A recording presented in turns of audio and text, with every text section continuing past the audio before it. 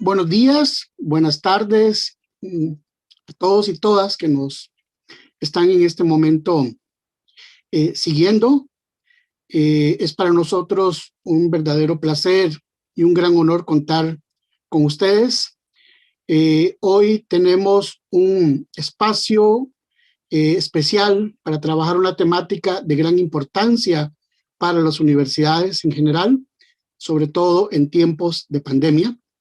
Tenemos con nosotros al doctor Mario Hernández Nadarsen, que va a estar aportando desde su expertise una temática importantísima que se ha titulado Transformar las concepciones y prácticas evaluativas de las deudas históricas a la modalidad virtual en tiempos de pandemia.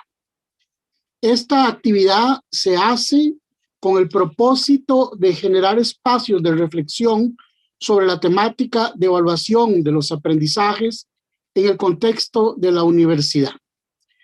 Participan como promotoras la Universidad Estatal a Distancia y la Universidad de Costa Rica, representadas en el programa de Fundamento de Educación a Distancia, en el Departamento de Docencia Universitaria de la Universidad de Costa Rica y en el Centro de Operaciones Académicas de la UNED. Es para nosotros de verdad un gran placer de nuevo contar con ustedes.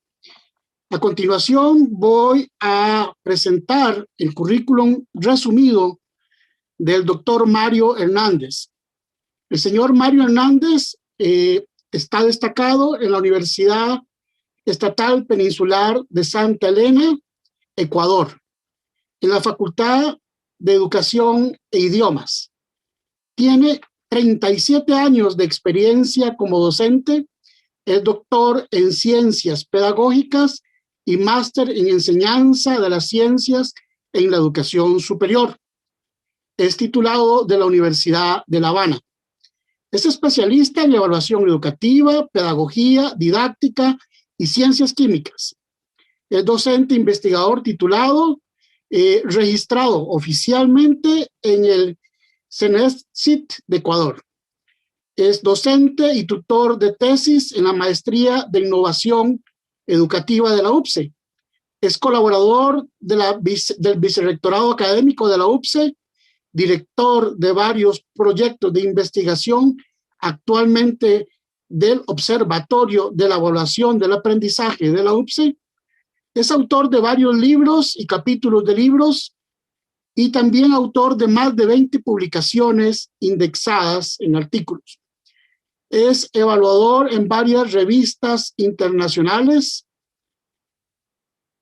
conferencista, evaluador de cursos de investigación, es fundador de varios espacios educativos relacionados con la temática que vamos a conversar y tiene un reconocimiento al mérito por la excelencia académica de la Universidad UPCE.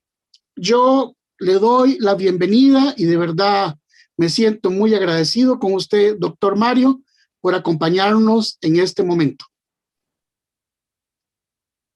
Bueno, muchas gracias.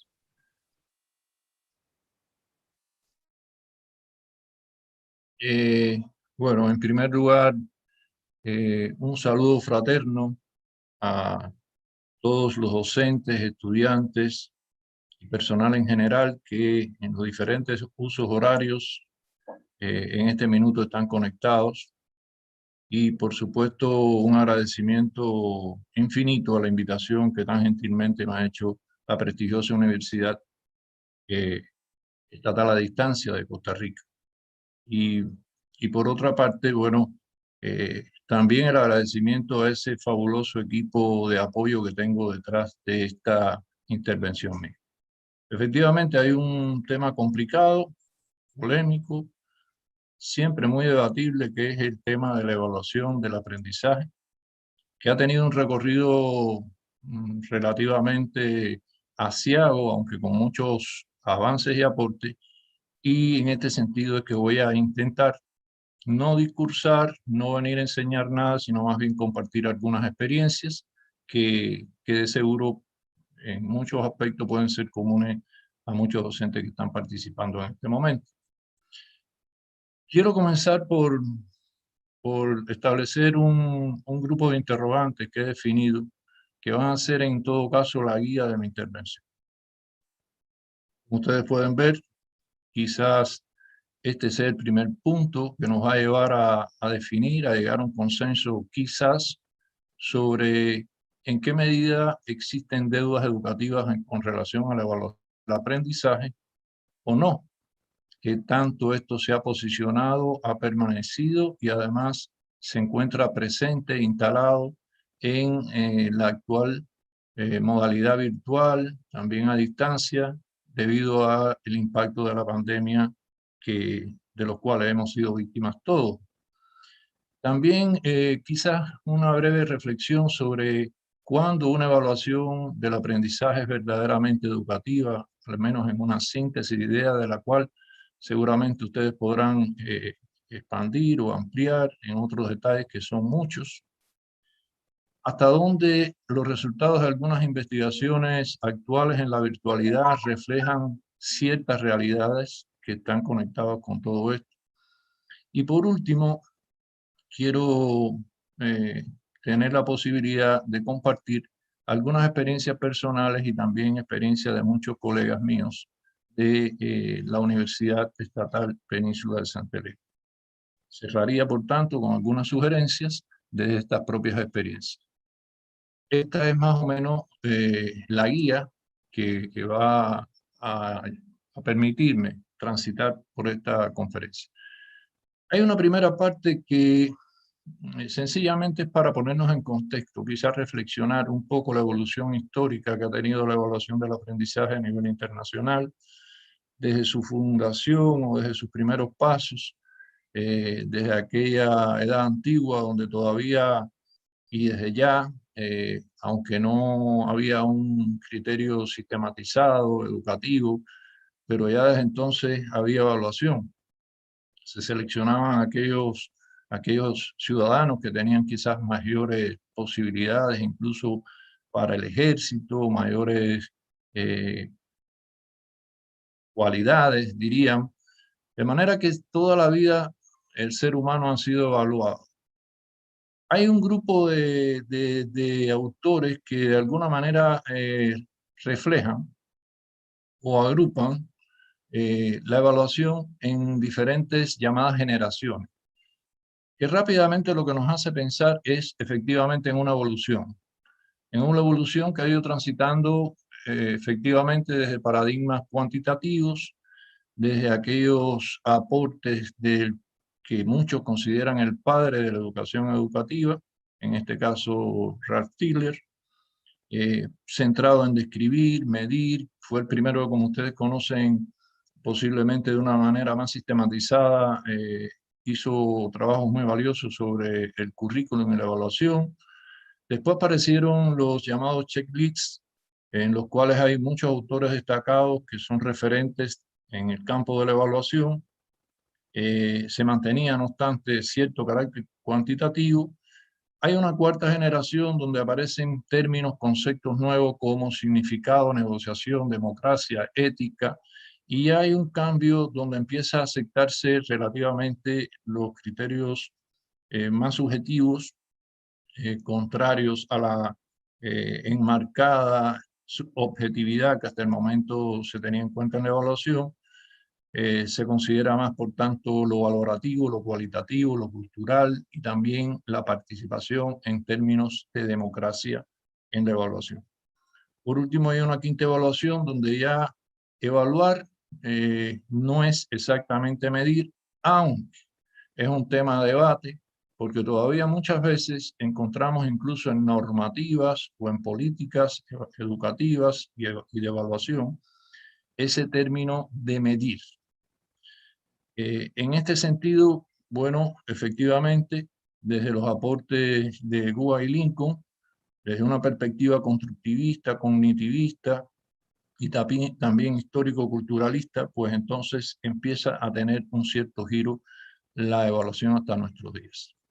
En este sentido, por tanto, podríamos tomar como referencia numerosos autores, pedagogos, psicólogos, investigadores que bien conocen muchos de ustedes o todos, como es el caso del ya mencionado Tigler, como es Scriven, donde ya se hablaba de necesidades, de las necesidades multimétodos, de funciones de formación, cuestionamientos a esa llamada pedagogía por objetivo desde el currículum y también, en cierta medida, el cuestionamiento de la evaluación dirigida solamente a estos objetivos. En este sentido, aparecen también los aportes en la toma de decisiones de Stifler. State, por ejemplo, también hace un aporte importante en la consideración de que la evaluación es un proceso de interpretación y de comprensión, a lo cual también Miguel Ángel Santos Guerra ha hecho mucho énfasis en muchos de sus magistrales conferencias y también los muchos libros que tiene en este sentido. Y así sucesivamente ha habido una evaluación donde estos son solo algunos pocos representantes de los muchos que han aportado al campo de la evaluación del aprendizaje y la evaluación educativa. En los últimos tiempos ha aparecido, yo diría no tan último porque no es tan reciente, la llamada evaluación alternativa. La evaluación alternativa en todo caso es una derivación de las pautas o los criterios generados a partir de la evaluación educativa formativa, pero que toma un énfasis interesante, novedoso y de mucho aporte, creo yo, en el enriquecimiento desde el punto de vista teórico y también práctico, en la llamada evaluación auténtica, en la que posteriormente me detendré unos instantes, pero donde también aparecen algunos autores de gran referencia, como es el caso de David Booth y como es el caso de Ahumada, en este sentido. De manera que con este rápido comentario solo he querido transmitir un mensaje subliminal hacia la reflexión de la necesidad de tener conciencia de todo lo que se ha ido aportando en el campo de la teoría, sobre todo, y en propuestas metodológicas por muchos autores y por muchos especialistas a lo largo de ya unos cuantos años. Si tuviéramos que nosotros en alguna medida arriesgarnos a dar un concepto de evaluación del aprendizaje, yo tomo este. Hay muchos conceptos sobre este término. Sin embargo, recalco en este caso dos cuestiones fundamentales que ustedes pueden estar leyendo en este instante, que es el objetivo de la valoración, que no es exactamente las finalidades de la evaluación, puesto que el objetivo está dado en la valoración de procesos y resultados del aprendizaje. Efectivamente, la evaluación necesita de una metodología, de una instrumentación para poder obtener una información suficientemente válida y por tanto poder establecer cuáles son los méritos, cuáles son las fallas, cuáles son las insuficiencias y de acuerdo a esto tomar decisiones que permitan ajustar sobre todo la práctica docente que es llevada a cabo por los profesores y maestros. En tanto, la finalidad de la evaluación es educar, es formar. En todo caso, siempre hay una pregunta donde efectivamente muchos docentes a veces, estoy seguro de los que me escuchan también, que entran en cierto conflicto o cierta incertidumbre al plantearse esta interrogante. ¿Hasta dónde o cuándo realmente estamos efectuando una evaluación realmente educativa? Hay muchos requisitos para la evaluación educativa. Sin embargo, yo he seleccionado algunas que son origen o raíz de otras derivaciones y características. La primera creo que es enfocarse en un detalle. La evaluación educativa no está centrada ni está interesada en verificar, en comprobar, sino está sobre todo interesada en ser una vía, una herramienta para poder ayudar a mejorar. Porque si la evaluación del aprendizaje no sirve para mejorar el propio aprendizaje y la enseñanza que practicamos, ¿para qué sirve entonces? La otra cuestión o característica es que desde las características de la evaluación que se practica, efectivamente este tipo de práctica debe y puede ser impulso, generación y potenciación del aprendizaje. Es bueno reflexionar, es bueno retomar el valor indiscutible de uno de los aportes más importantes de Vygotsky en la definida zona de desarrollo próximo que todos conocemos, y que lo que nos está llamando es a enfocarnos a que la evaluación no solo puede estar centrada en la valoración de lo logrado, sino en la valoración de lo que está en formación y lo que potencialmente es capaz de ponerse en desarrollo en los estudiantes. Es decir, la evaluación del aprendizaje para el aprendizaje también y para el desarrollo integral de los estudiantes. La evaluación también, para ser educativa, tiene que tener un significado, un valor, un sentido personal para los estudiantes. No debe ser una práctica que realmente sea llevada a cabo y que sea recibido por nuestros estudiantes como algo amenazante, punitivo, que juzga y que en todo caso sentencia o penaliza en lugar de ser un estímulo y un motor impulsor para la mejora. Todos sabemos que tiene que ser dinámica, variada, flexible, innovadora, creativa, si sobre todo está concebida como una actividad de aprendizaje y para el aprendizaje. Evidentemente también tiene que propiciar, en la medida que las propias acciones se van desarrollando, en que sea un proceso que contribuya al autoaprendizaje, a la autorregulación del estudiante y por tanto también para regular el propio proceso de enseñanza-aprendizaje. Pero sobre todo una evaluación que pretenda ser educativa debe ser abierta, debe ser participativa realmente, donde el estudiante tome un papel, una presencia y que por tanto no sea un proceso unidireccional, autoritario, donde solo el profesor, para no perder sus poderes o el supuesto poder, pues es el único que dicta o el único que establece y por tanto actúa, sino que todo lo que hemos tenido la experiencia, cuando al estudiante se le da espacio para que pueda intervenir, pueda participar de múltiples formas, como veremos posteriormente, esa evaluación pasa a tener un carácter diferente, es más ética, es más transparente y es más justa también. Y por último, una evaluación que pretenda ser educativa también tiene que ser auténtica. Una evaluación auténtica es una evaluación que en todo caso responde a algunas cuestiones que veremos posteriormente, pero que sobre todo nos ubica en que la evaluación se convierte en una tarea, en una actividad que propicie el ejercicio práctico real del estudiante en función de sus propias realizaciones, de acuerdo a su perfil profesional, que por tanto sirva para solucionar problemas de la vida cotidiana y que lo acerque lo más posible a la realidad. Esa realidad que muchas veces está fuera de las aulas, tanto físicas como virtuales. Desde esta perspectiva,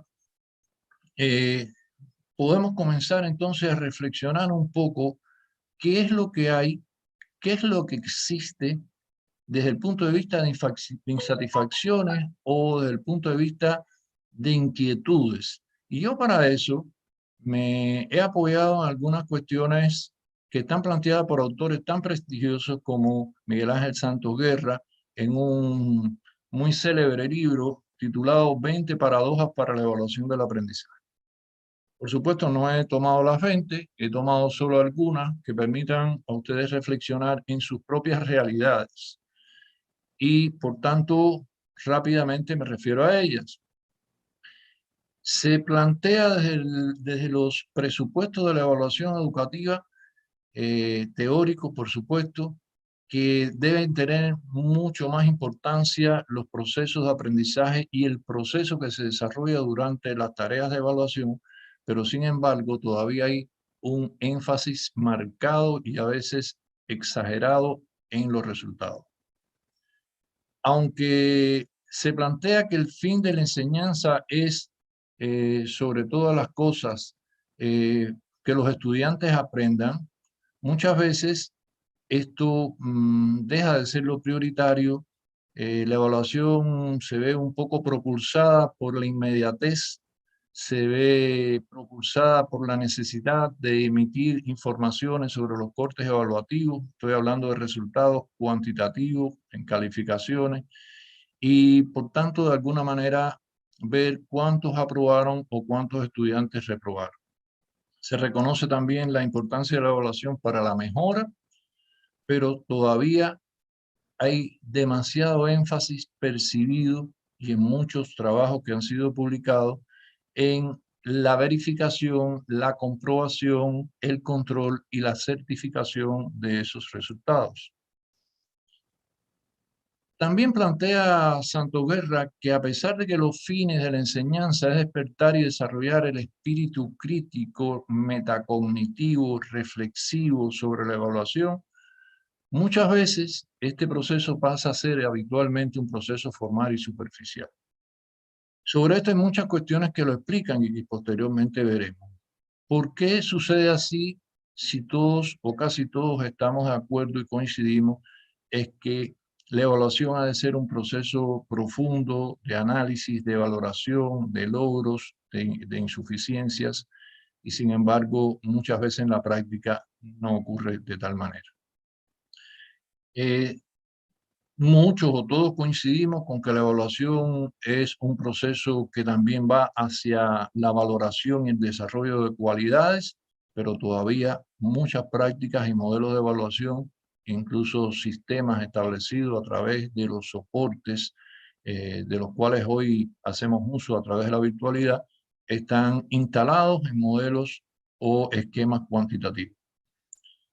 Aunque generalmente también se plantea la necesidad de que se logren los denominados aprendizajes significativos, de los cuales todos sabemos su origen a partir de las teorías y los aportes de Ausubel, de Novak y demás, hay una cuestión un tanto también paradójica, y es que estos aprendizajes significativos no se logran en periodos cortos o con una inmediatez, y que se requiere, por tanto, de procesos evolutivos que son generalmente prolongados, y sin embargo, las evaluaciones o las valoraciones de los cortes se tienen que dar muchas veces en corto plazo de un semestre o de quizás unos pocos periodos de tiempo. Aunque se plantea que la evaluación debe atender también como mecanismo y vía de mejora las diferencias de nuestros estudiantes, las diferencias cognitivas, las diferencias personales, incluso las diferencias en cuanto a sus estilos y preferencias de aprendizaje. Sin embargo, hay una cosa también paradójica, y es que yo diría que más del 50%, para ser muy moderado, de las evaluaciones que se practican son estandarizadas predominantemente. Es decir, la misma para todos los estudiantes.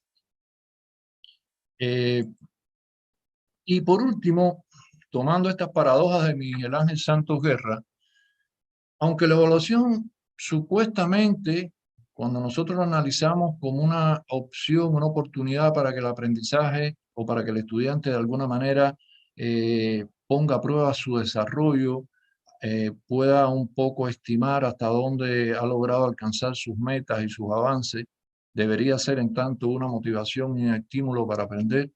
Muchas veces cuando entrevistamos a nuestros estudiantes y dialogamos con ellos suelen ser momentos de amenaza por los cuales preferirían jamás tener que transcurrir o pasar. Asimismo, la universidad muchas veces investiga lo más mínimo, desde un pequeño microorganismo hasta cuestiones mucho más complejas. Sin embargo, no son suficientemente investigadas muchas cuestiones que están dentro de los propios procesos de enseñanza-aprendizaje, todos los fenómenos cognitivos, de discapacidades, de diferencias de aprendizaje, de situaciones que son o se desarrollan en la vida cotidiana de las aulas, y que por tanto están dentro tanto de la práctica de enseñanza-aprendizaje como dentro de las realidades en la práctica de evaluación. Bueno, hasta aquí en este minuto yo he tratado de compartir lo que puede ser un referente desde el punto de vista de lo que en este caso plantea eh, este libro, que para mí sigue teniendo un valor importante y vigente a partir de que fue referido y trabajado por Santos Gerson. Hay también un artículo que publiqué hace algunos años de bastante demanda de aceptación, que justamente tiene que ver con este aspecto número 8 y que se llamó la evaluación del aprendizaje, estímulo o amenaza.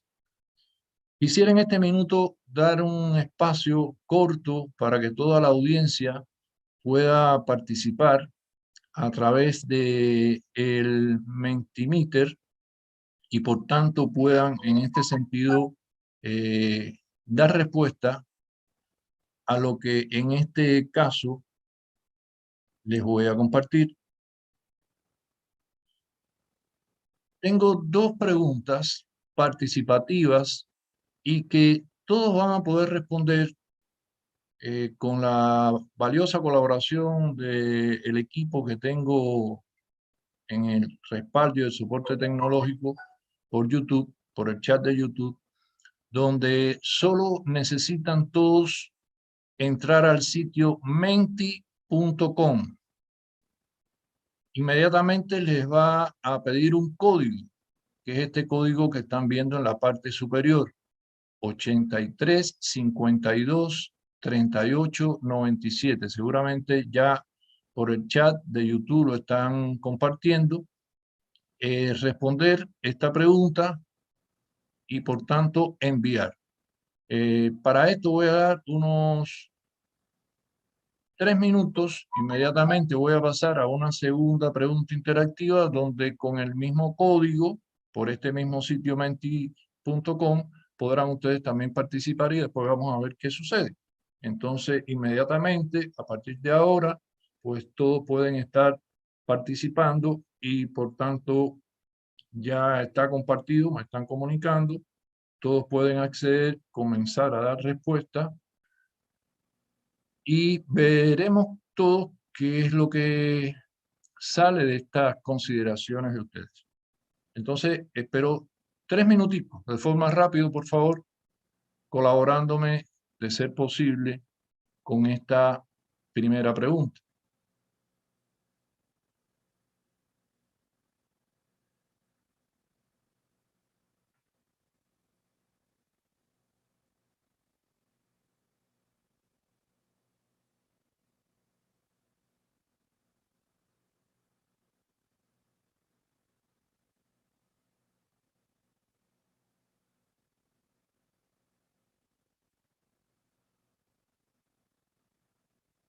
Hay un error de mi parte porque la primera pregunta era esta que está aquí, pero es el mismo sitio y el mismo código. Les pido por favor disculpas, pero vamos a comenzar por esta. 5 palabras, por supuesto, conceptos que constituyen, según ustedes, nodos críticos o problemas en la evaluación del aprendizaje en la virtualidad y a distancia. Ayúdenme primero con esta pregunta y después vamos a la otra. Repito, es el mismo sitio y el mismo código. 3 minuticos para esta y después volvemos a la otra con 3 minutos más.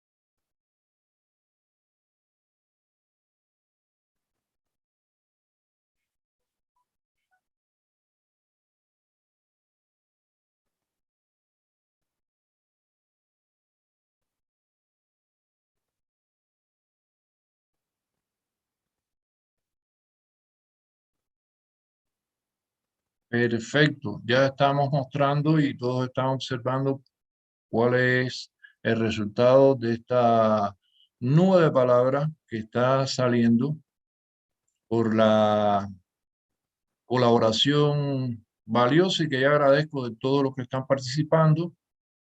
Voy a dar un par de minuticos más para posteriormente ir pasando a la próxima pregunta.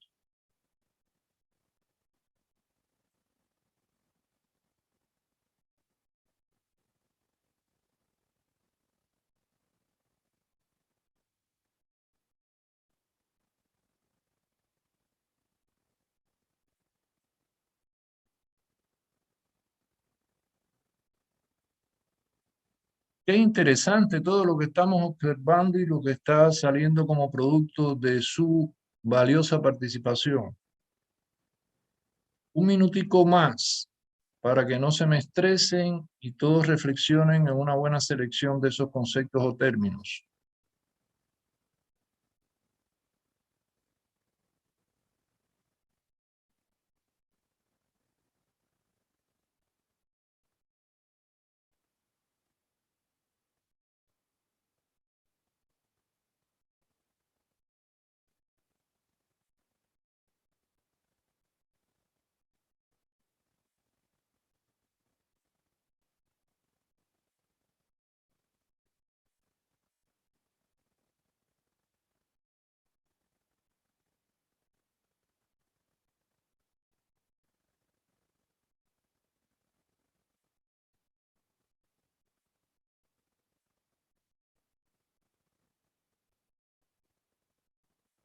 $30 segundos para concluir esta primera pregunta.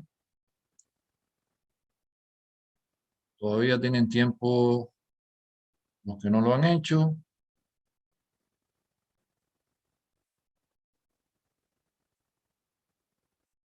Repito, solo es entrar al sitio menti.com, incluir el código que está en la propia diapositiva en la parte superior, su respuesta y enviar.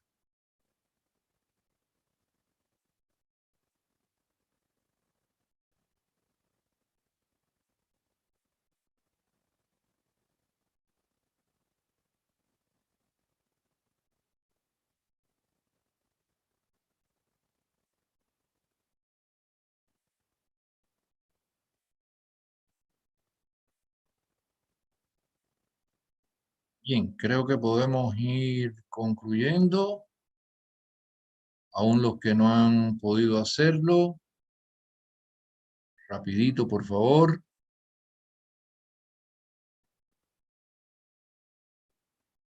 Hermoso este recurso, sumamente útil, muy participativo.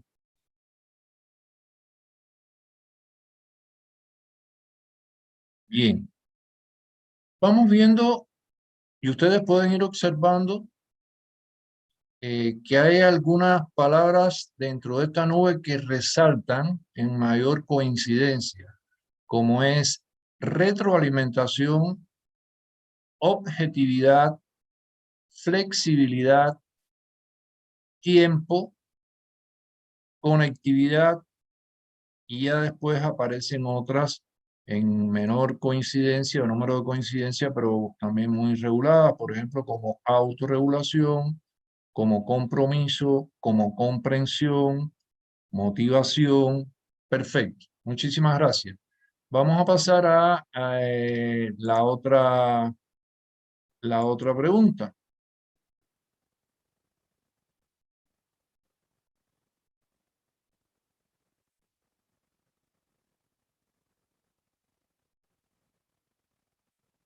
La otra pregunta que estamos viendo aquí. Algunas preocupaciones de ustedes, en este caso, personales o percibidas,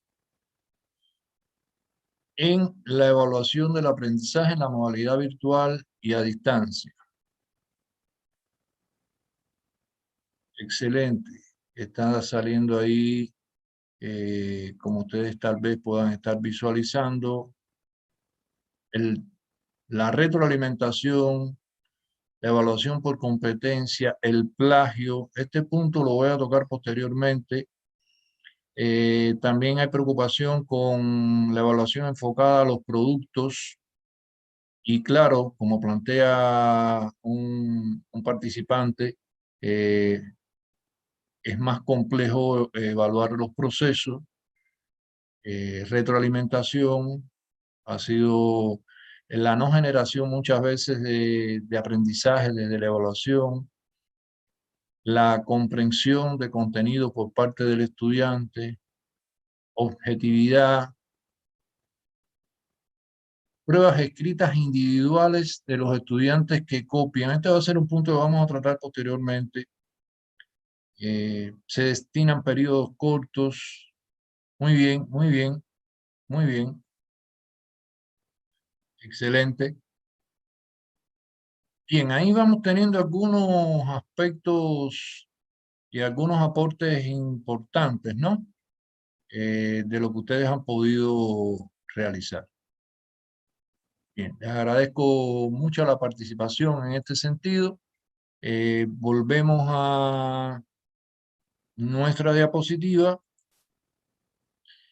y esto nos lleva a una reflexión, me parece a mí, con relación hasta dónde esas paradojas que en el año 1999, si mal no recuerdo, publicó en su libro Santos Guerra. Si ustedes se ponen a reflexionar en muchos de los aspectos que ustedes mismos acaban de aportar, desde sus propias prácticas, desde sus propias experiencias, desde sus percepciones, no sé si estarán de acuerdo conmigo en que estos al final siguen siendo deudas, siguen siendo centros de preocupación desde la evaluación presencial ya practicada hace algunos años, promovida desde la teoría, hasta la evaluación y las situaciones que actualmente estamos viviendo y confrontando. Yo, consultando muchos trabajos de investigación que están en el pie de esta diapositiva, pues pudiera opinar modestamente algunas cuestiones.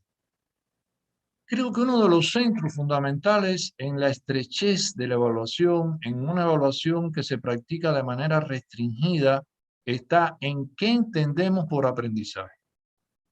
Todavía el aprendizaje muchas veces se sigue entendiendo por muchos como el saber de contenidos específicos que aparecen pautados en los programas o sílabos. No parece ser, aunque todos quizás lo conozcan, que en la práctica lo que viene a ser la vía determinante que garantiza ese aprendizaje de contenidos y esa cultura general que puede estar en los temas programados es sin duda lo que muchas veces es más difícil evaluar y por tanto tampoco es el centro muchas veces de la evaluación. Y es otras dimensiones, otros componentes del aprendizaje que, como pueden ser, por ejemplo, las habilidades intelectuales, cognitivas, en todas sus manifestaciones, y como pueden ser también las conductas o lo que llamamos el aprendizaje de tipo actitudinal. Creo que hay una relación fallida todavía, en buena medida, entre teoría y práctica. ¿Qué es lo que debe ir primero? ¿Quién sustenta a quién? ¿Cómo se relacionan estas teorías y estas prácticas? La persistencia todavía de un positivismo, de un objetivismo y todavía de cánones conductistas. Y eso lo está dando la medida de cómo todavía hay mucho énfasis puesto en los estudiantes, y habría que preguntarse por qué en los estudiantes, y también en muchas prácticas centradas en resultados, notas, calificaciones, que se plantean evaluaciones, por ejemplo, que están planteadas, se orientan y después se califican y bueno, después se retroalimentan. Pero, ¿qué ocurre en ese periodo, en esa tarea, durante el tiempo que el estudiante está realizándola? ¿Se observa, se analiza, se valora o solo esperamos a los resultados para ver qué ocurrió? Por tanto, esto está relacionado con ese otro punto. La otra cuestión es la estrechez en las funciones más genuinas de la evaluación. Una de las funciones más genuinas de la evaluación es justamente la función diagnóstica, que ayuda justamente a estimar, a anticiparnos un poco a lo que está en formación y cuáles pueden ser a mediano o corto plazo las deficiencias que pueden tener los estudiantes en sus diferentes aspectos de su aprendizaje. Todavía hay insuficiente investigación sobre las prácticas evaluativas, aún aunque hay ya un auge mayor preocupación, pero hay muchos artículos que se publican, muchas investigaciones que son todavía de tipo ensayo y creo que están en cantidad, por lo menos lo que he podido consultar, no alcanzan el mismo nivel las investigaciones de tipo empírica sobre los procesos como tal. Creo que también los ambientes de aprendizaje que se establecen muchas veces en los cursos no es favorable. Yo digo que la evaluación no es una receta, no es una fórmula, no es algo mágico. La evaluación, en todo caso, tiene muchas cosas porque es, de hecho, un componente didáctico del proceso de enseñanza-aprendizaje. O sea, no podemos practicar o decir la evaluación está aquí y lo otro que hacemos está acá. En realidad, es parte de lo mismo. Por tanto, un docente que de alguna manera establezca un ambiente de temor, un ambiente autoritario, de poca comunicación, que no dé apertura a las dudas, a las dificultades, al debate, creo que realmente va a tener dificultades con poder lograr una evaluación con estas características. Y creo que más puntualmente, en el caso de la evaluación en contextos virtuales y a distancia, hay algo que de todas maneras después ustedes podrían preguntar al final, cuando se pueda abrir una apertura para formular algunas preguntas. Yo en lo personal he percibido muchas veces la importancia, pienso demasiada, puesta en la parte instrumental comparado con la parte ética y educativa de la evaluación. Muchas veces me han pedido a veces desarrollar ciertas capacitaciones, se le ha preguntado a los docentes y los docentes cuando solicitan, bueno, sobre qué vamos a dar una capacitación, vamos a dar un curso, es cómo evaluar. El cómo evaluar significa ni más ni menos qué métodos, qué técnicas y qué instrumentos vamos a utilizar. Sin embargo, la parte teórica, la parte conceptual de la evaluación, lo que es el sustento de esa práctica, queda un poco debilitado todavía. Y lo otro está en la elaboración y el diseño de tareas y preguntas. Porque sabemos perfectamente que muchas veces las plataformas que utilizamos, por ejemplo, en nuestra universidad es Moodle y en muchas partes también del mundo, en otras muchas instituciones igual, no siempre vienen concebidas y diseñadas para una evaluación que sea muy fácil, pero que sin embargo podemos nosotros adecuarla como veremos posteriormente en algunos ejemplos. Bien, estas son algunas de las cuestiones que yo refiero aquí. De manera rápida también vamos a ver algunas cuestiones que también nos ponen en contexto y nos dan razón cuando nosotros decimos que todavía estas insatisfacciones, estas inquietudes constituyen deudas que no son nuevas. Por ejemplo, ustedes están viendo ahí dos artículos concretos que yo les estoy refiriendo en este caso sobre estudios realizados en esta época de COVID, y vean lo que está marcado en amarillo, ¿qué señala? Se habla de que hay un problema en esta investigación primera que se ha podido identificar que está en los modelos pedagógicos.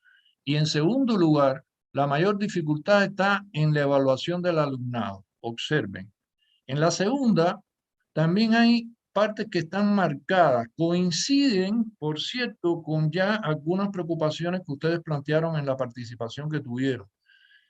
Práctica fraudulenta, es decir, el plagio, el fraude académico, que en buena medida también es una de las grandes preocupaciones en la evaluación virtual. Y vean que coincidimos nuevamente con el diseño de pruebas centrado en competencia, en que lo memorístico predomina sobre los otros aspectos. Flexibilidad y creatividad deben aflorar y los nuevos recursos tecnológicos, último enmarque en amarillo al final, no suponen garantía por sí mismos del éxito en la evaluación del aprendizaje. O sea, vean cómo va saliendo de resultados científicos y no especulativo, muchos aspectos que ustedes han planteado y otros que se derivan de esta situación. Es importante también, y tengo conciencia de que estos no han sido solamente preocupaciones de otros contextos y de otras instituciones o países. Por ejemplo, yo pude obtener y tener conocimiento sobre 4 de las varias publicaciones que existen, estudios que se han realizado en la UNED, como ustedes pueden ver ahí. Una por la doctora Ana Cristina Umaña, la compañera Cinia, Natalia, justamente de la Universidad Estatal.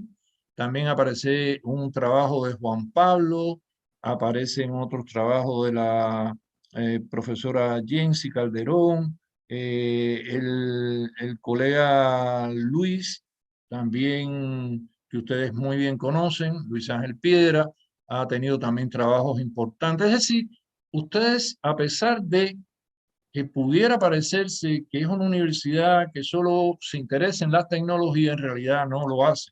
Y ha habido también inquietudes y preocupaciones y aportes, y conozco perfectamente que tienen proyectos en desarrollo sobre, a partir de las inquietudes y las cuestiones que se desean mejorar en este caso. Yo les comparto rápidamente qué hemos hecho en la Universidad Estatal Península de Santa Elena. Yo, junto con un grupo de colegas y estudiantes, en el año, si mal no recuerdo, 2016-17, aperturamos un proyecto que llamamos MEVALAT, un proyecto que se traduce en mejoramiento de la evaluación del aprendizaje en la UPCE. Se sacaron algunas publicaciones, algunas de las cuales están ahí reflejadas, 2 de ellas, un capítulo de libro y un artículo, donde se reflejaron algunos resultados que efectivamente hicimos contrastando las percepciones y valoraciones de docentes y estudiantes. Un tema interesantísimo, porque muchas veces los docentes pensamos que estamos haciendo las cosas de una forma, pero los estudiantes la están percibiendo y la están viviendo de otra. Y esto nos está llamando la atención en que verdaderamente hay que analizar qué es lo que está pasando y poner en contexto y verificación real por qué puede haber esa diferencia entre lo que percibimos los docentes y lo que perciben los estudiantes. Yo honestamente, entendiendo las diferencias de formación, experiencia, cultura, edades, etcétera, siempre doy mucho valor al criterio de los estudiantes, porque han demostrado muchas investigaciones en experiencias propias que son muy justos y muy honestos, al menos en su inmensa mayoría, a la hora de emitir criterios sobre la evaluación que se está practicando y de la que ellos son muchas veces objeto. Actualmente les voy a compartir rápidamente algunos resultados todavía no publicados, están ya en desarrollo varios artículos a partir de un nuevo proyecto que yo dirijo y que tengo el honor de compartir con muchos docentes de la Facultad de Educación y otras facultades de la UPCE, y también con un grupo considerable de estudiantes. Observen rápidamente, aplicamos un estudio con las características que ustedes están viendo ahí. Se hizo una validación por expertos con 10 expertos internacionales de varios países. Se aplicaron encuestas, entrevistas, se han estado y se está haciendo análisis a partir de software de tipo cuantitativo y cualitativo. Se piensa y se está haciendo una triangulación. Vean las cifras elevadas en que participaron docentes y estudiantes en esta encuesta. Y ahora les voy a compartir algunos resultados concretos de que salió de aquí, algunos pocos, de manera rapidita. Observen, por ejemplo,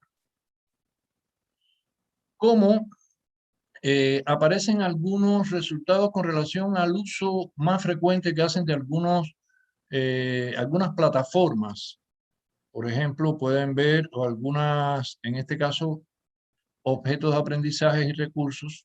Están viendo ahí el chat, están viendo los foros, qué es lo que más ha predominado en el uso de esos recursos. Vemos, por ejemplo, qué tipo de preguntas han utilizado con mayor frecuencia, un punto importante del tema que estábamos hablando. Vean, predominio absoluto de las preguntas de opción múltiple, un predominio destacado de las preguntas de verdadero y falso, de respuestas cortas, de emparejamiento. Lo interesante también es ver cómo hay una relativa coincidencia entre docentes y estudiantes, lo cual nos da una tranquilidad y una cierta fiabilidad, pero no siempre una total coincidencia entre los criterios de los estudiantes y los docentes. Otro aspecto interesante fue la valoración de la frecuencia en que son utilizadas los diferentes criterios para la elaboración de pautas o rúbricas a la hora de calificación. Vean los criterios en cuanto a frecuencia de docentes y estudiantes. Vean cómo hay relativa coincidencia, pero no total coincidencia, en las opciones de siempre, casi siempre, en pocas ocasiones o nunca. También en qué medida los docentes toman las opiniones y sugerencias que brindan los estudiantes. Vean cómo también favorablemente prevaleció el siempre, el casi siempre en este estudio que hicimos.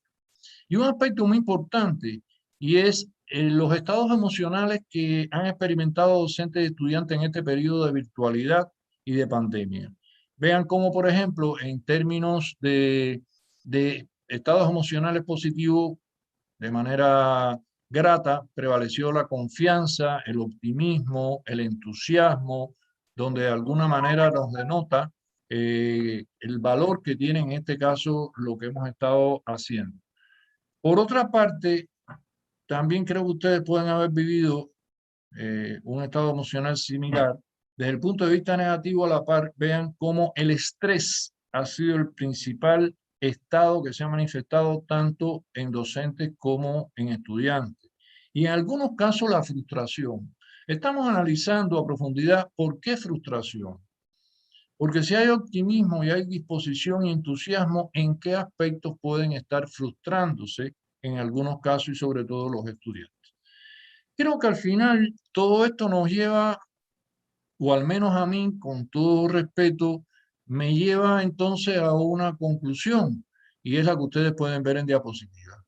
Si bien todos o muchos conocemos cuáles son los fundamentos de la evaluación educativa, del aprendizaje y para el aprendizaje, y esto ha tenido una evolución histórica bastante grande con suficientes aportes y sistematizaciones, todavía la práctica no alcanza lo que plantean esas bases teóricas de la evaluación desde los diferentes enfoques cognitivo, constructivo, histórico-cultural y sobre todo sobre los hallazgos de las neurociencias. Y cuando digo esto no lo digo solo pensando en evaluación, sino también obviamente el proceso mayor del cual es parte este que acabo de mencionar, que es el proceso de enseñanza-aprendizaje. Creo que esto nos lleva a una situación de reflexión, relación dialéctica, indisoluble entre concepciones y prácticas, porque en experiencia propia, desde hace algunos años que me decidí a investigar desde mi tesis de maestría, después de la doctoral y muchas investigaciones que he tenido la posibilidad de llevar a cabo, lo más difícil de modificar es la mentalidad, la forma de pensar de las personas. Esto lo validan numerosos estudios. Las concepciones, las creencias, los puntos de vista, los conceptos. Y si esto no se modifica, si esto no cambia, pues va a ser muy difícil cambiar las prácticas. Por otra parte, la investigación consiste en un proceso que es el motor impulsor del enriquecimiento y la modificación de las propias concepciones y prácticas desde lo que nosotros hacemos cada día y que nos dan los resultados científicos y por tanto fiables de lo que hacemos. Por suerte, muchas investigaciones actualmente en tendencia, y he tomado aquí una valiosa investigación, tomado de varios volúmenes de revistas de alto impacto, ha denotado algo importante que constituye un cambio en la perspectiva y en la proyección de las investigaciones empíricas sobre este tema. Y es que cada vez se le está dando más espacio y valor a la voz de los estudiantes, a las valoraciones y percepciones de los estudiantes, lo cual constituye, desde mi punto de vista, una conciencia desarrollada por parte de los docentes en considerar mucho más la participación, el rol que tiene el estudiante en muchos aspectos y también en su valoración.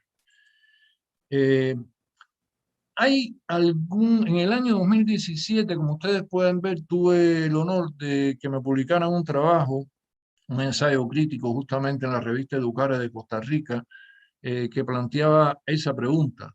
¿Por qué ha costado tanto transformar las prácticas evaluativas del aprendizaje en el consejo educativo? Yo lo llamé como un problema de patología pedagógica. Y si yo, después de este estudio, que por supuesto me llevó a consultar otros materiales, tuviera que definir algunas causas o razones subyacentes, mencionaría estas. Muchos docentes temen desanclarse de lo habitual, de lo tradicional, de lo que conocen. Es decir, abandonar esa llamada zona de confort. Pienso por otra parte que no siempre se toman decisiones colectivas consensuadas. Y esto es importante y voy a poner un ejemplo muy simple. En una familia, si el tío dice una cosa, el primo dice otra, el papá dice otra, la mamá dice otra, pues entonces, ¿cuál va a ser el efecto que va a tener lo que todos dicen sobre los chicos o los jóvenes que están viviendo en esa familia? Entonces, si no hay consenso, no podemos tratar tampoco o trazar tampoco acciones consensuadas y estrategias colectivas que puedan influir en una misma dirección y bajo semejantes criterios sobre los estudiantes que son al fin y al cabo el objeto y el propósito mismo de todo lo que hacemos. Otra cosa que creo que está en la base de por qué ha costado a veces tanto modificar lo que hemos estado haciendo, está en las capacitaciones. Las capacitaciones son suficientemente importantes. Por ejemplo, en nuestra universidad se han desarrollado muchas capacitaciones en la virtualidad que ha permitido preparar a los docentes en muchos aspectos. Pero cuando vamos al tema capacitaciones y vamos al tema de capacitación en la evaluación, resulta que pienso que muchas veces estas capacitaciones no siguen un carácter de sistema. Se va a una parte determinada, se va al uso a veces de cómo manejamos los instrumentos, las técnicas, y no hay una planificación en sistema que vaya enriqueciendo gradualmente lo que son necesidades en los docentes. Hay muchas reformas educativas y curriculares, sí, todas valiosas, pero fíjense cómo hay una cita textual científica que plantea lo siguiente, que todas esas reformas ocurren, son importantes, pero, como dicen estos autores, parecen desdibujarse y perder fertilidad a la hora de abordar el problema de las prácticas evaluativas. Es decir, hay que una reflexión en este caso. Y pienso yo que muchas veces se ha puesto el foco, se ha puesto el mayor interés en la parte instrumental de la evaluación por encima de los principios pedagógicos y éticos que la sustentan y guían. No lo digo yo, lo dijo un reconocido pedagogo español, especialista, que tuve la posibilidad de participar en un ciclo de conferencia que dio hace algunos años, año 2017, y él planteaba textualmente lo que ustedes pueden leer.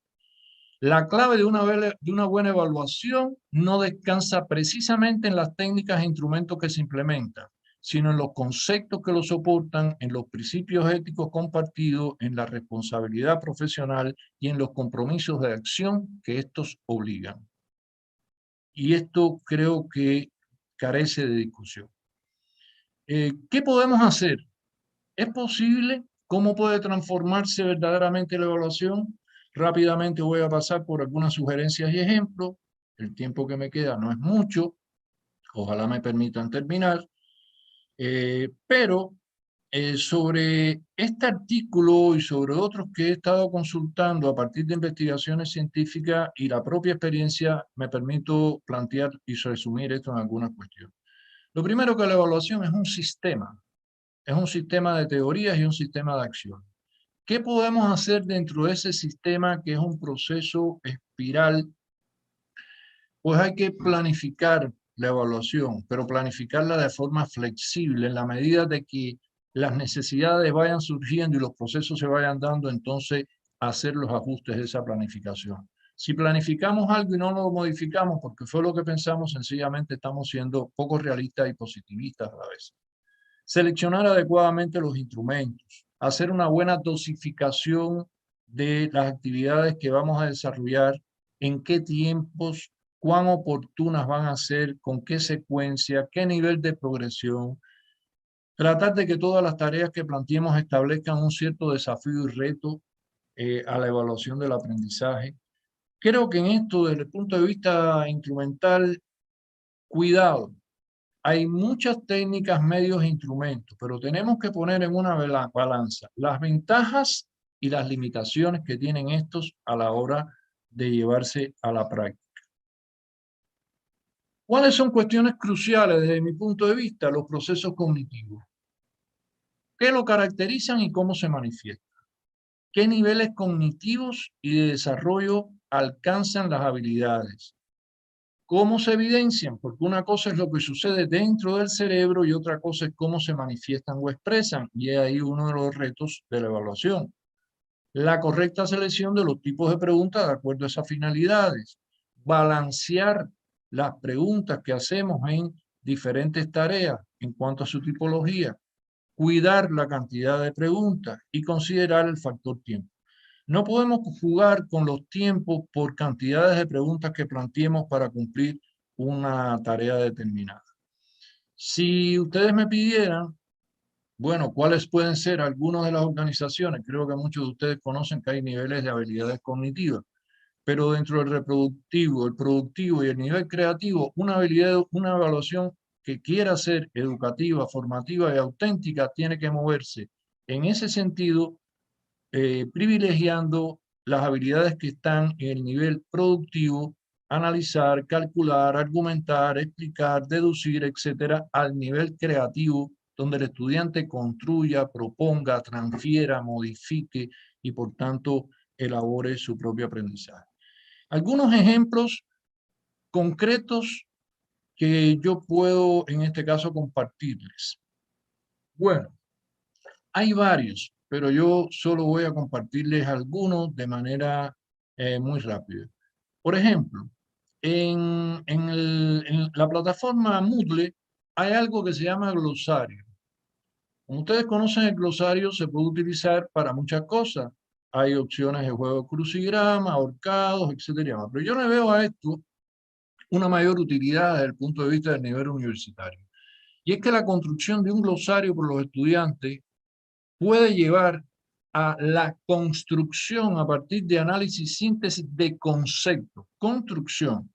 Y esta puede ser una actividad sumamente importante, productiva, que desarrolla las habilidades cognitivas, pero además que después puedan disponer de un inventario de conceptos para, por ejemplo, ellos mismos utilizar después en la construcción de diferentes organizadores gráficos, como pueden ser, digamos, los mapas conceptuales, los mapas mentales. También foros, debates críticos, creo que es importante los ensayos, el trabajo por equipo puede ayudar mucho con procesos de feedback, de retroalimentación constante, de ayuda permanente, antes de llegar a lo que es la calificación como tal. Yo les voy a mostrar rápidamente algunos ejemplos concretos que en este caso les puedo compartir de experiencia propia y también con ayuda de algunos. Le estoy mostrando ejemplos concretos reales sacados de mi aula virtual. Por ejemplo, el uso de videos interactivos con temas trascendentes de cultura y de realidad. Uno de ellos, el dilema de las redes sociales, que fue justamente divulgado en Netflix. Pero también hay una película sumamente importante que consiste y que se titula La Ola. Tal vez ustedes lo hayan visto. Bien, estas son actividades que son extremadamente valiosas. También, por ejemplo, por último, en este caso, les voy a compartir una actividad que justamente desarrollé con mis estudiantes del curso de evaluación educativa. Vean cuántas actividades tuvieron que hacer estos estudiantes y qué seguimiento le di yo y justamente con los propios estudiantes antes de llegar a la calificación, que además fue consensuada. Por ejemplo, se conformaron varios equipos que tenían que realizar entrevistas a los estudiantes, al resto de sus compañeros.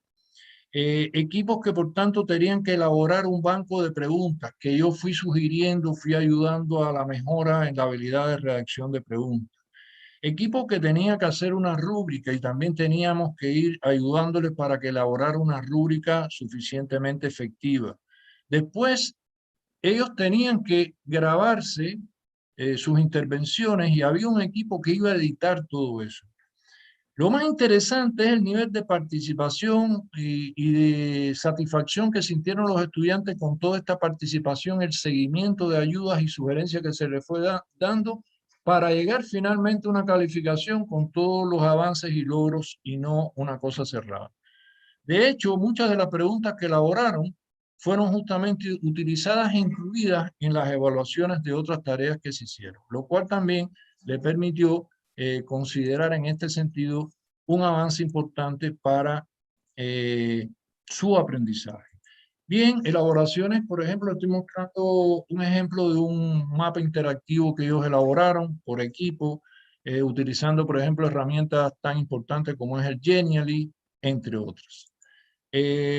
Hay otros ejemplos, por ejemplo, esto para otras asignaturas, como pueden ser asignaturas del área de la bioquímica, por ejemplo, donde le puedo mostrar un video para que él interprete, haga por tanto una síntesis de lo que puede ser la descripción de un proceso determinado, entre otros.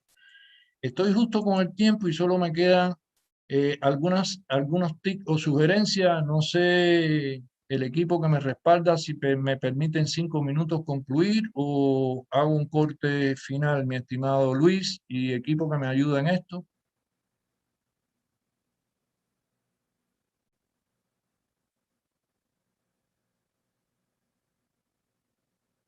No escucho.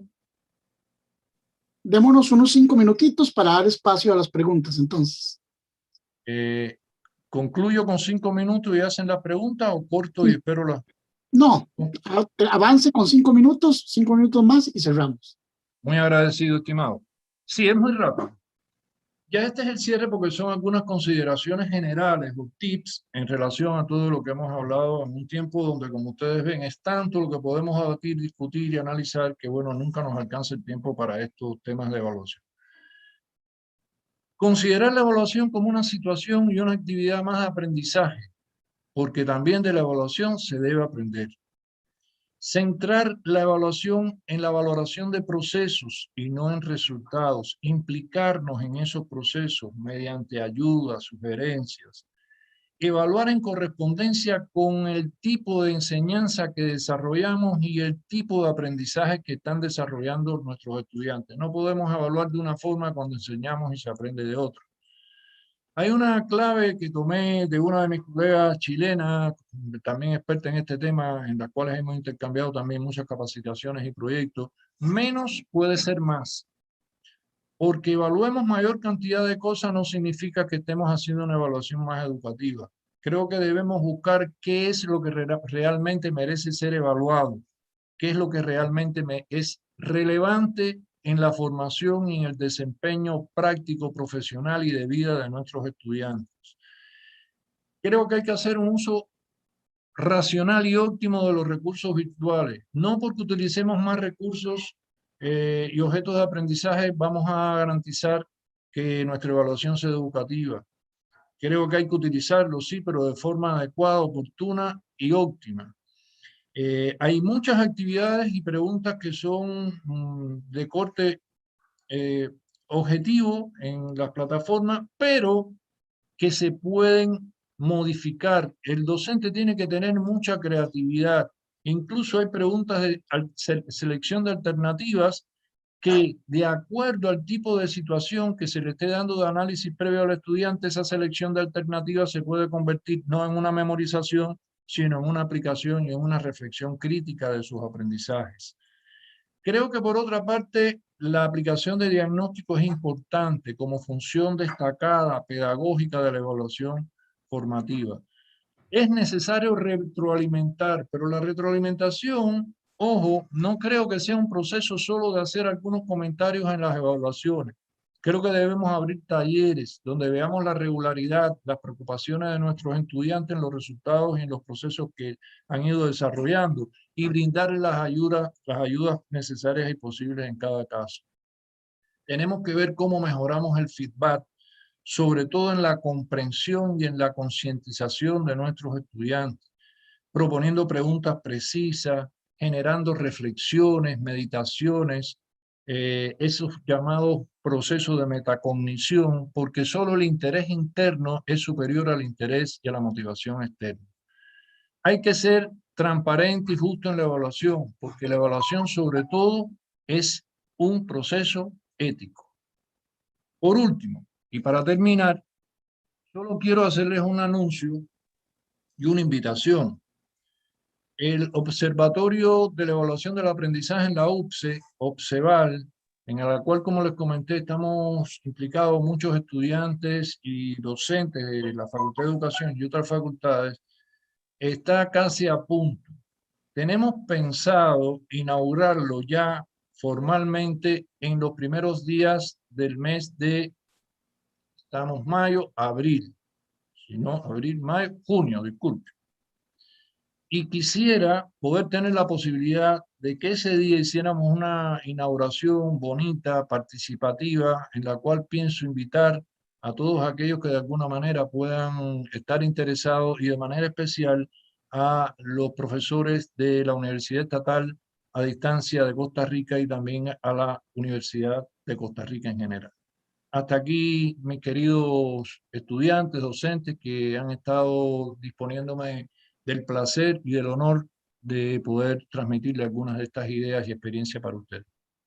Con todo gusto, mi estimado Luis, puedo escuchar algunas preguntas si las hay.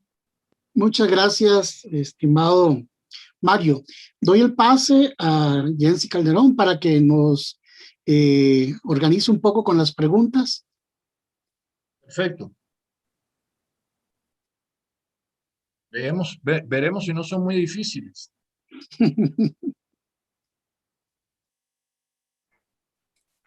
Gracias, don Mario, por su excelente exposición.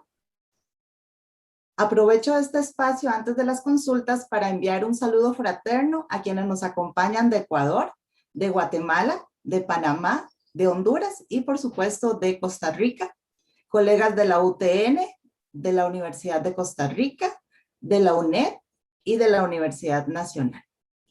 Don Mario, en el chat pues fue bastante interesante, ¿verdad?, su disertación y varios compañeros están planteando consultas. ¿Voy a hacérselas por bloques de 2 o prefiere que se las diga una por una? Una por una es mejor para poderme concentrar mejor y no dispersarme. Tal vez a veces las preguntas tienen relación, pero tú puedes organizarla como tú mejor lo consideres y a lo mejor hacemos más productivo, ¿no? Sí, comentarles que por cuestiones de tiempo no vamos a poder trasladar todas las consultas a don Mario en vivo. Sí se las haremos llegar por correo electrónico y por lo tanto contestará solamente algunas. Don Mario, pregunta a Dayana. ¿Cuáles considera que son los mayores desafíos para desarrollar un pensamiento crítico en los estudiantes con la educación a distancia, considerando la evaluación de los aprendizajes? Para desarrollar un pensamiento crítico, el mayor desafío. A veces hay preguntas que no tienen una sola respuesta o al menos no tienen un solo aspecto a considerar. Yo diría que el principal es la disposición del propio estudiante a tomar esa postura de metacognición, de reflexión, de crítica constructiva, profesional, por supuesto, sobre lo que él mismo puede necesitar modificar, la manera en que él se implica en las diferentes tareas. Creo que también, obviamente, hay un determinante mediático en todo esto y es el rol del docente, el rol de los docentes en ayudar a que esto ocurra.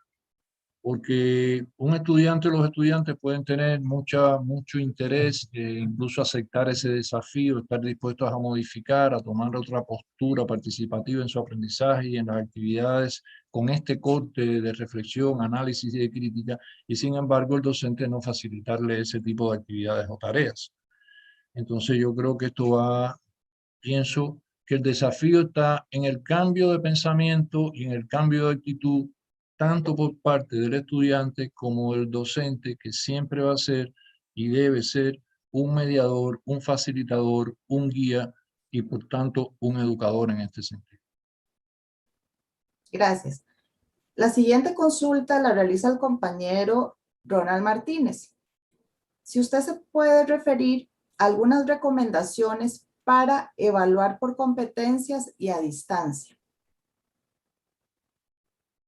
Bueno, la evaluación por competencia tiene mucha relación con la evaluación auténtica,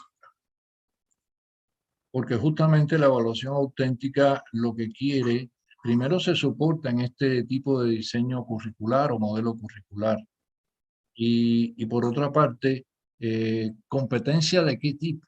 También hay muchas clasificaciones de competencia. Hay competencias genéricas generales, competencias específicas, hay competencias, por ejemplo, desde el punto de vista de la habilidad lectora, competencias comunicativas, competencias investigativas, etc. Pero en todo caso, cuando hablamos de competencia, yo prefiero ubicarme en competencias profesionales, para ser más general. ¿Y eso con qué nos relaciona? Con el tipo de actividad que en su esfera de actuación futura, ese futuro graduado va a tener que enfrentar y solucionar problemas con creatividad, con innovación, con ideas diferentes. Entonces yo pienso que, y decía ahorita que es un gran reto desde las plataformas, la concepción que tienen muchas veces las plataformas y los recursos que están planteados para la educación a distancia y virtual, se hace complicado, pero nunca será imposible si, como yo decía hace unos minutos, nosotros más que dedicarnos a plantear preguntas objetivas de verdadero y falso, selecciones, etcétera, nos centramos en preguntas o en actividades que sean de construcción, que conlleven a un análisis cuestionador sobre una realidad, que deba modelar situaciones, resolver problemas de la vida cotidiana y la práctica. Sí, hay formas en que se puede plantear todo esto. Yo sé, y probablemente no sé si está en una de esas preguntas que tienes por ahí quizás o queden, pero sé que una de las grandes preocupaciones, y lo sé por lo vivido, que pueden tener muchos docentes que me están escuchando es la siguiente. ¿Y cómo hacemos esto cuando disponemos en estas condiciones actuales terribles de pandemia y virtualidad, donde han habido situaciones socioeconómicas, cortes presupuestarios, hay una sobrecarga en la cantidad de asignaturas y horas y también de estudiantes, donde en un tiempo hace no tanto teníamos paralelos o grupos de 25, 30 y algo estudiantes y hoy tenemos paralelos de 50 y tantos estudiantes? ¿Cómo resolver todos esos problemas? Yo dije que no tengo fórmulas y sé que es una realidad complicada, pero creo que una de las variantes puede ser el trabajo en equipo. Creo que una de las variantes puede ser el trabajo en equipo y el seguimiento que hagamos a esos equipos. Cómo educamos a los estudiantes a trabajar por equipo y a ser críticos desde el propio accionar en sus propios equipos. Yo creo que sobre todas las cosas los docentes tenemos una misión que va a estar a nivel macro y es educar, orientar, concientizar, porque también nuestros estudiantes tienen que estar informados, orientados y saber cuál es su papel. Y sé que hay otra interrogante, me estoy adicionando preguntas, ¿no? Pero, Jensi, ahora te pregunto yo, nadie se preocupó, aunque ya salió en las primeras diapositivas interactivas que planteé, nadie se ha preocupado por el tema fraude. Sí, don Mario, de hecho tenemos comentarios relacionados con el tema del fraude, ¿verdad? Y se ha utilizado algunas herramientas. Aunado a esto, va otra pregunta relacionada con qué tan flexibles o a qué le llama ser flexibles en la evaluación de los aprendizajes sin perder ese norte. Buena pregunta, porque hay que interpretar bien qué significado le damos a flexibilidad. Flexibilidad a que tenemos que ser conscientes de que nuestros estudiantes están viviendo en situaciones muy complicadas como nosotros. Estamos viviendo en condiciones difíciles, pérdidas de familiares, dificultades con el acceso a las conexiones, tecnología, dispositivos. Tienen también una presión grande. Muchos estudiantes, por ejemplo, trabajan. Entonces, ¿qué quiero decir? Que la educación, como la evaluación, tiene que tener un carácter humanista. Pero flexibilidad no quiere decir que no haya reto, que no haya exigencia en las tareas, que no existan desafíos. La flexibilidad está en lo que dije anteriormente y en variar las maneras y las formas en que desarrollamos esas actividades o tareas de evaluación. Yo decía ahorita, a veces planteamos evaluaciones y después decimos, damos tanto plazo y vamos a calificarla y le doy la calificación. Ahí no hay flexibilidad, por ejemplo. Flexibilidad también pudiera ser considerado cuando nosotros, por ejemplo, no aplicamos evaluaciones diferenciadas y todo es estandarizado.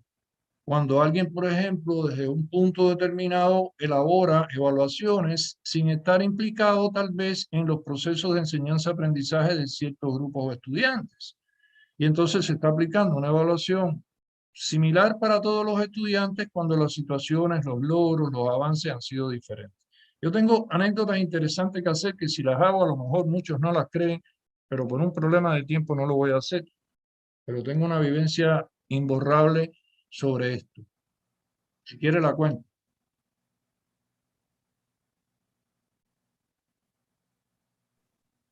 Sí, don Mario, no hay problema, coméntela. Gracias. Miren, hace algunos años trabajé con un grupo de estudiantes. En aquel tiempo, bueno, eran estudiantes, yo trabajaba la química, eran concursantes de química, con mucho talento, pero nadie imagine que todos eran estudiantes talentosos. Estudiantes, incluso tenía estudiantes que no iban a estudiar, en aquel tiempo era la enseñanza bachillerato en la que yo estaba, y muchos estudiantes incluso me confesaron con toda honestidad, profesor, yo estoy acá con usted porque sé que vamos a aprender mucho por el trabajo que usted hace, por las características del curso, usted se centra mucho en las habilidades de los estudiantes, pero no vamos a estudiar química. Y a mí eso no me importaba. Sin embargo, yo hice una experiencia un día determinada. Le dije, miren chicos, tengo estas tareas de evaluación. Voy a aplicar una tarea estándar con niveles generales de exigencia. Aquí todo el que quiera puede realizar. Pero tengo otra opción para ustedes. Tengo una tarea especial de mayor rigor y exigencia. La voy a dejar a selección de ustedes.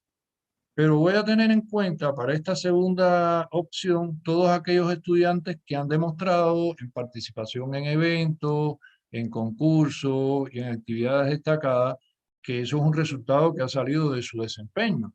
Por tanto, ustedes si quieren pueden optar, si no, no optan, pero esta tarea va a ser de mayor exigencia y desafío con menos cantidad de preguntas. A mí me sorprendió y después tuve mucha conversación con mis estudiantes tratando de entender por qué, pero tal vez no me crean, pero más del 50% de aquellos estudiantes escogieron la opción de tarea de mayor exigencia. ¿Qué había detrás de eso? Descubrí sobre todo el gran estímulo que tenían y la gran confianza. Primero, tal vez un poco en su profesor, en mí en este caso, pero segundo, en la manera en que sabían que se iba desarrollando las tareas, las actividades, y eran desafíos que ya desde esa motivación propia e intrínseca se habían generado ellos mismos. Entonces son experiencias, yo digo que los docentes tenemos que experimentar, tenemos que innovar, no subestimar a los estudiantes y romper algunos esquemas porque es lo que nos hace mejorar y nos hace avanzar muchas veces en nuestras prácticas. Gracias, don Mario. Por cuestiones de tiempo, debemos cerrar el bloque de consultas que se las vamos a hacer llegar porque están bastante interesantes. Nuevamente, un saludo a quienes nos acompañan hoy a nivel nacional y a nivel de Centroamérica y de Ecuador. Esperamos contar con ustedes en futuras actividades. Muchas gracias y un agradecimiento nuevamente a esta prestigiosa universidad estatal de educación a distancia, a la Universidad de Costa Rica, a todo el equipo organizador por su excelente trabajo y por supuesto a todos los que me han honrado con estar presente en el día de hoy, tanto docentes como estudiantes. Muchas gracias, don Mario. De verdad que ha sido un espacio excelente. Hay muy buenos comentarios. La gente quedó como para un segundo capítulo. Vamos a ver en qué momento Lo abrimos. De parte del Departamento de Docencia Universitaria, de la Universidad de Costa Rica, del Centro de Operaciones Académicas de la UNED, del Programa de Fundamentos de Educación a Distancia, en específico del proyecto de evaluación de los aprendizajes. Les damos las gracias por haber estado con nosotros y esperamos que tengan un lindísimo día. Más adelante les estaremos invitando a otras actividades. Muchas gracias, ha sido un honor. Gracias, estimado Luis.